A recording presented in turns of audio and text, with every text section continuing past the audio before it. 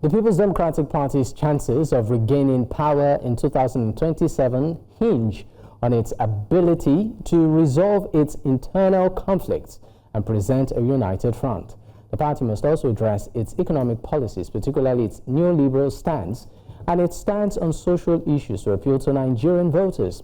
Ultimately, the PDP's future hangs in balance and its ability to particularly resolve its internal strife, which will be crucial in determining its viability as a major political force in the country ahead of 2027. Well, joining me right now to discuss the leadership crisis within the People's Democratic Party and other matters is Dr. Nwachukwu Anakwenze. He is a former PDP presidential candidate. He joins from the U.S. Thank you for your time, sir. Yes, thank you. All right. Now, before we get into the crux of the matter, I'd like you to briefly speak on this issue. We know that recently President Bola Ahmed Tinubu on Monday unveiled the planning committee of the National Youth Confab at the Social Chamber of the State House in Abuja. Now, the committee is also to be chaired by Permanent Secretary of the Ministry of Youth Development, that's Mr. Olubunmi Olusonya, on Monday's inauguration, which comes 5 months after Tinubu in his last Independence Day broadcast. Now, my question to you is this, sir. Let's take a listen to some of the things that were said at that inauguration and your response as regards the idea of a youth confab. Take a listen. The youth the opportunity to contribute to government, policy, and programs to shape the future of this country. We accept to be part of this because we believe that you are one who has the courage. You've taken bold actions in fixing our economy, some decisions that comes to a large extent with great consequences, but you have actually shown that you can make and take bold decisions. Prices are falling, confidence in our economy is improving, investors are looking in, technology is advancing. You have the great opportunity of advancing the development of this country. It's all in your hand. We do everything possible to make Nigeria a better place for you. But we can't do it alone. You represent over 60% of our population. And I hope you take this opportunity very seriously. I am with you. I repeat again. I therefore inaugurate the committee. Wish you a very, very successful period. Of course, there was the inauguration of the Youth Confab, and the president actually did speak, although he talked about the economy, how there's so much confidence as to the economy improving. But I would like you to speak on the idea first of a youth confab. Do you see it as a necessity that would yield results, particularly for the young generation? Yeah, before that, I would like to do my general preamble, then I'll get into the youth, because I specialize on the youth issues. And if you don't mind, I'd like to give you my overall view of what I do. We believe in true democracy for Nigeria and freedom for all Africans. We want all the ethnic groups to feel that they have a stake in the future of the country. We envision a Nigeria where leadership is based on hard work, merit, fairness for all, and accountability, the measure of national character. We envision a Nigeria, a true sense of the word united, where every Nigerian have a sense of belonging and not marginalized, where the governed have a trust in the governance, and they govern through a belief that they can vote and be voted for. We want a Nigeria where, regardless of your ethnic, religious background, you have a feeling that you are part of the equation. We envision a Nigeria where ethnic diversity is seen as a strength and asset, harnessed by all. We want a Nigeria where equity, fairness, okay, so will be the guiding principle for our society. We want the various ethnic groups to be seen as a strength. we get the differences we have seen as a strength. We get all of this, but the idea of the youth confab itself, because we know that there are questions already out there. Some are even asking, what was the process of selection of the youths that will represent the generality of Nigerian youths? How are they selected, or how will they be selected? I mean, there are some hanging issues. So quickly, sir, your take, for the sake of time, on the idea of the youth confab. You know, the only hope Nigeria have to make it is through the youth.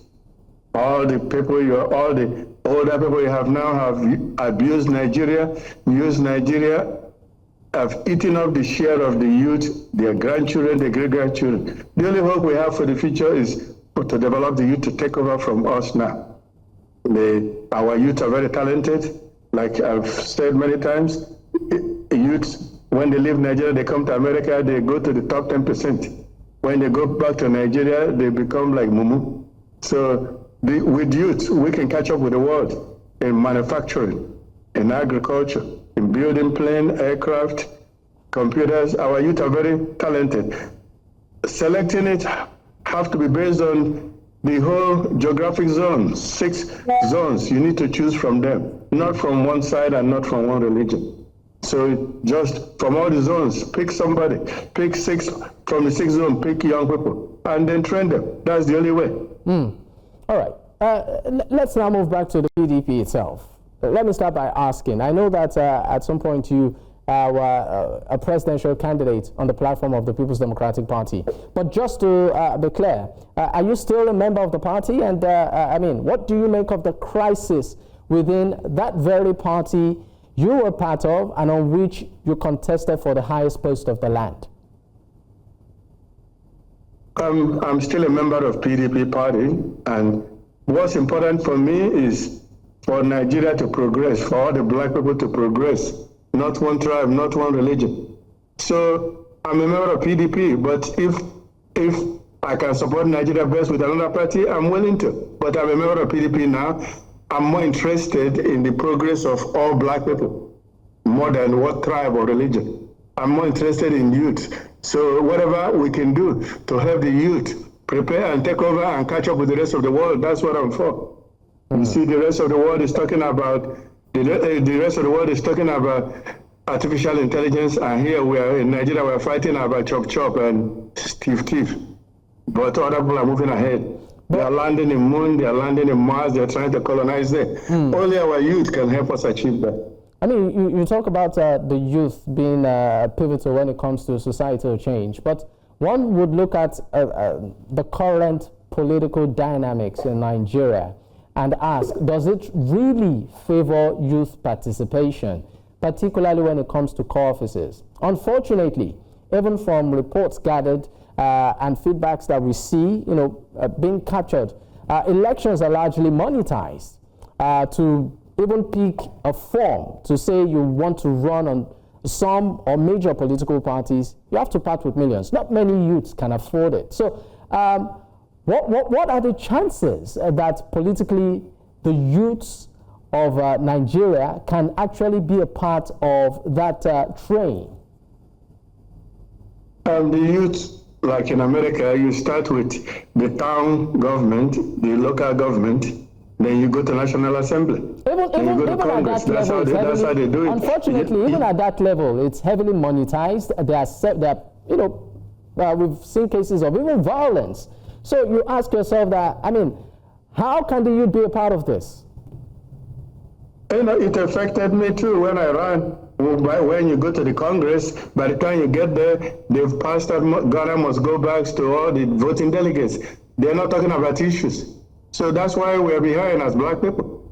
We have to find a way of breaking the jinx so we can sponsor young people to be able to run. It takes money to run, but we need to have positive people that can give positive money to young people to run. But we cannot give up. That's why I'm in America, I'm not giving up. I come home every 3 months. I will never give up. I will continue fighting until we break down what's keeping our black people and young people down. So it takes money. We have to find a way of breaking in and then finance the young people to take over the country. I mean, talking about not giving up, does that also mean you might also choose to run for office again in maybe 2027? Yes, I will continue running until we change Nigeria. I will continue sending my message. We'll continue running until we change Nigeria. Like I've said in the past, God have given us everything He can give to any country. God gave us diamond, oil, gold, silver, corn, tin. Everything. God gave it to us. God gave us rice, beans, yam, fish, cow, goat. God gave us anything that He can give to anybody. God, we don't have hurricane, we don't have tornado, we don't have fire, we don't have a huge flood like you have in America. God have blessed us. It's we that refuse to choose good leadership. God have given us everything. If you're asking God for any more, you're abusing God. So that's why I can't give up. I have to keep fighting to fulfill the will of God. That Nigeria have to become a world power. So you feel that you running for president of the country, that's Nigeria, you feel that you are fulfilling a divine mandate, the will of God? Yeah, because Nigerian people have been blessed by God. We just need to pick it up. What God have given us, we need to pick it up. It's God's intention that we become a world power. You know, the Japanese come to Nigeria, they buy tin, silver, gold, diamond, iron, coal, and they build whatever they build. They don't have any natural resources in Japan, but they come under your feet and they get all those things, then they build Toyota and Nissan, and they come back, you buy it. So we are like Mumu. I refuse to accept that. We can do more than that. Let's talk about the economy right now. Nigeria's Minister of Finance made a bold claim that this administration is targeting a GDP growth of 7%. We also saw at some point the president actually said he wants to drop inflation, which of course is pretty much astronomical when it comes to the cost of living, to about 15%. My question to you is, number one, is this current administration getting it right when it comes to the economy? Are we moving in the right direction? Does it look like an administration that is focused, that knows what it's doing, or it's a try and error thing? If you are not producing and exporting, you are wasting your time. You can't compete. GDP, gross domestic product, is based on what you produce and send out, manufacture and send out. Right now, Nigerian economy is even import toothpick. They even import matches. If you can't make matches, you can't make toothpick. You have no way. You're not going anywhere. We really need to change our mindset and start making things in Nigeria. The administration will tell you it now refines fuel locally, and for it, maybe that's a major thumbs up. Basic things that we should be able to do, like tire. We have rubber. We have petrochemicals to do the tires. We should be producing more tires than anybody in the world. We are not doing it. We should be making batteries. We have lead. We should be making batteries. It's needed all over the world. Simple cocoa that we used to have, we don't have anymore. You know, when I was small, cocoa was everywhere. Americans, Oyibo people like cocoa. And we used to have palm oil everywhere. Palm oil is still very important. We don't do it anymore. Everybody is waiting for the oil money. We used to have granite in the nut pyramid. All of that is gone. We are defeating ourselves. The economy is not good. I come there, everybody is hungry in a land that is fertile. I come there, people can't transport themselves. The freeway in Abuja is empty because people can't pay for petrol. I come to the airport, people say they're hungry, they eat once a day. Is that a sign of doing well? Is that a sign of good economy? It's not. They have a failing grade. All right, but let's also talk about the People's Democratic Party. Is your party still currently strongly positioned as a strong opposition in spite of its internal crisis? Is it doing its job as an opposition? Yeah, the internal crisis about the secretary, I think is basically resolved. I think the Supreme Court have ruled and the various courts have ruled. So let's obey the court order. If somebody went to run for another office and they say you can't come back to your position, then let the new person have it. Let's think about what is good for the whole country, not what is good for yourself. So for me, that's not a serious crisis. The major crisis is in the party. We're supposed to rotate things. It's in their constitution. They refuse to. Atiku and his group refused to allow rotation to move down to the south in the party. After Buhari have run for 8 years, then he wants to continue again. I told you, if it's like that, they don't have any chance. The PDP will lose again. If they feature somebody from the north at this time, like Atiku, they will lose every state in the south and middle belt. So if they have sense, they need to let the then rotate to like southeast so that you can have a balance and you can have a change. You need to try somebody else so you can see if Nigeria can get better. All the ones that have tried have been failures, starting from with Buhari and so on. It's a failed government.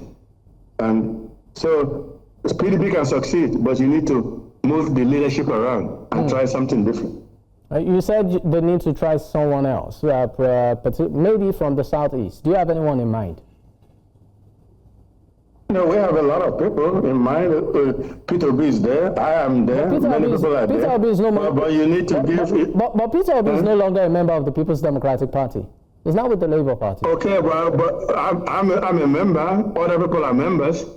You know, I haven't resigned. You need to give other people a chance so you can see Nigeria move forward.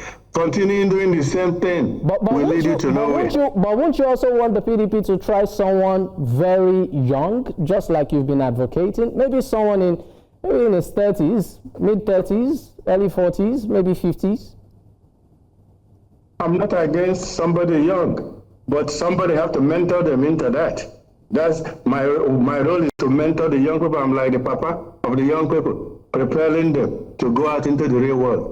I'm not going there because I'm hungry. I'm not. I own a lot of industries in Nigeria.